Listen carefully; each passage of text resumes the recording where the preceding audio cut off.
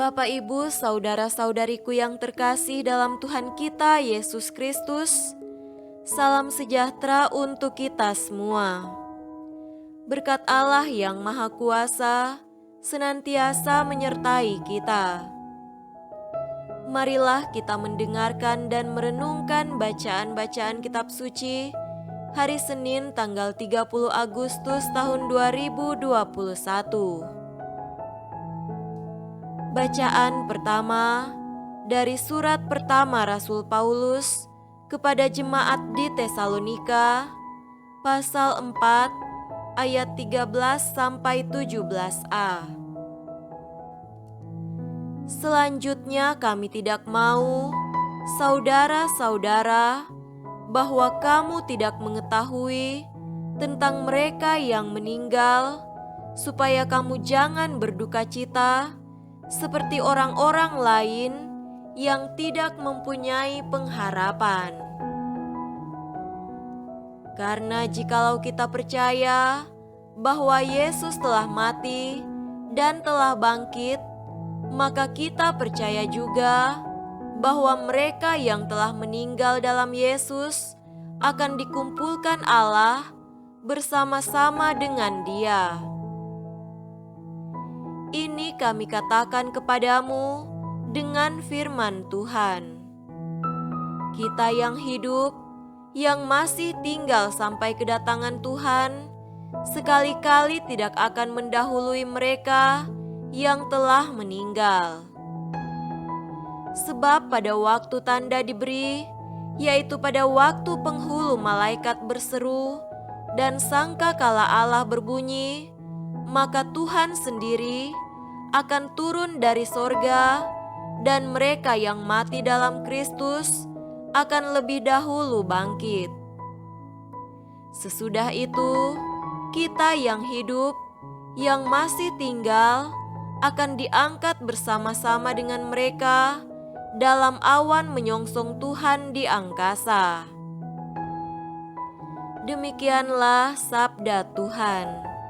Syukur kepada Allah.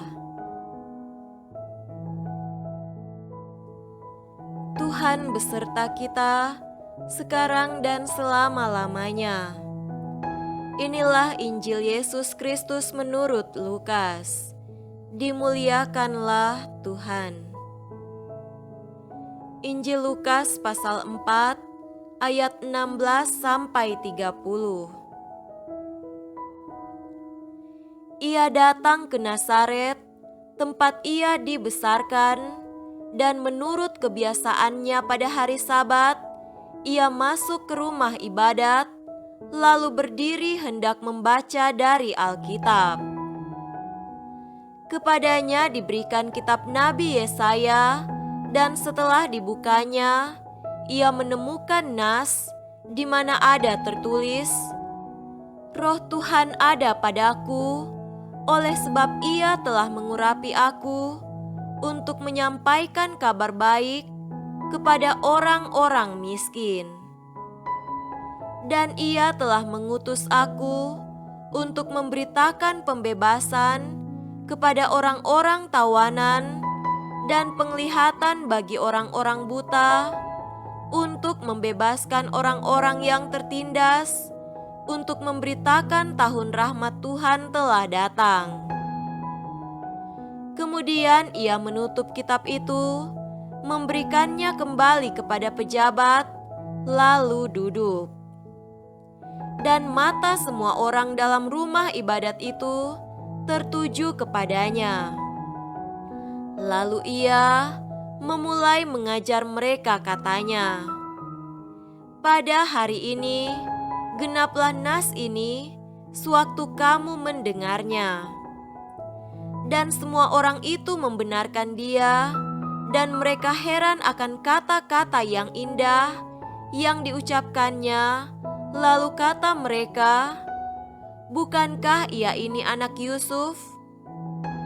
Maka berkatalah ia kepada mereka, "Tentu kamu akan mengatakan pepatah ini kepadaku, 'Hai tabib, sembuhkanlah dirimu sendiri.' Perbuatlah di sini juga, di tempat asalmu ini, segala yang kami dengar yang telah terjadi di Kapernaum. Dan katanya lagi, aku berkata kepadamu, sesungguhnya tidak ada nabi yang dihargai di tempat asalnya.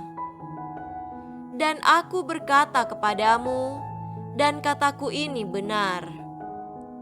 Pada zaman Elia, terdapat banyak perempuan janda di Israel ketika langit tertutup selama 3 tahun dan 6 bulan, dan ketika bahaya kelaparan yang hebat menimpa seluruh negeri. Tetapi Elia diutus bukan kepada salah seorang dari mereka, melainkan kepada seorang perempuan janda di Sarfat di tanah Sidon. Dan pada zaman Nabi Elisa, banyak orang kusta di Israel, dan tidak ada seorang pun dari mereka yang ditahirkan selain daripada Naaman, orang Syria itu. Mendengar itu sangat marahlah semua orang yang di rumah ibadat itu. Mereka bangun, lalu menghalau Yesus keluar kota dan membawa dia ke tebing gunung, tempat kota itu terletak, untuk melemparkan dia dari tebing itu. Tetapi ia berjalan lewat dari tengah-tengah mereka, lalu pergi. Demikianlah Injil Tuhan. Terpujilah Kristus.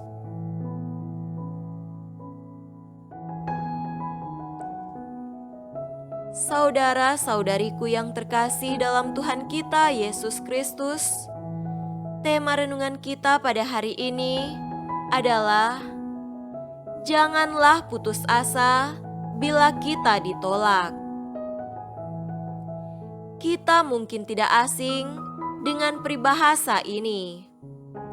Menjadi tua itu pasti, tetapi menjadi dewasa itu pilihan. Terkadang kita berjumpa dengan orang yang mungkin lebih muda dari kita, tetapi begitu dewasa dalam pemikiran maupun tindakannya. Akan tetapi, gengsi dan tinggi hati kita membuat kita kadang-kadang tidak menghiraukan atau mendengarkannya. Lebih parahnya lagi, kita berusaha menyingkirkannya tanpa ada alasan yang jelas. Hal serupa dialami Yesus dalam bacaan pada hari ini saat ia ditolak oleh orang-orang sekampungnya.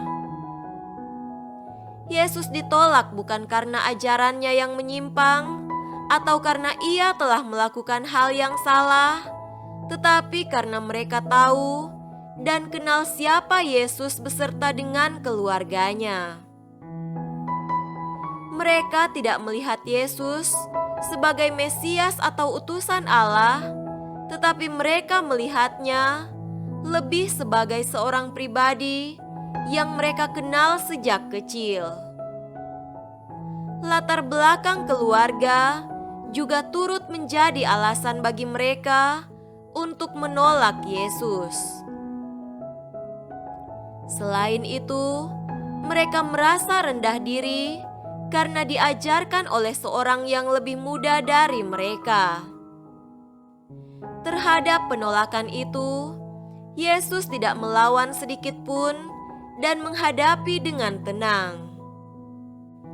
Saudara-saudariku terkasih, kita juga mungkin pernah mengalami penolakan. Penolakan itu bisa terjadi karena tidak ada kepercayaan, ego atau gengsi orang, atau sekelompok orang tertentu. Apapun alasannya, penolakan itu adalah sesuatu yang tidak mengenakan di dalam kehidupan. Pengalaman yang dialami Yesus dalam bacaan Injil pada hari ini mengajarkan kita untuk bisa bersikap rendah hati dan membuka diri kita untuk bisa menerima orang lain jika itu baik dan benar. Selain itu, kita juga belajar untuk tidak pernah putus asa dengan penolakan yang kita alami. Akan tetapi, kita tetap tunjukkan kesejatian kita sebagai pengikut Kristus, yakni untuk tetap mewartakan kebaikan sekalipun kita pernah ditolak. Semoga demikian. Amin.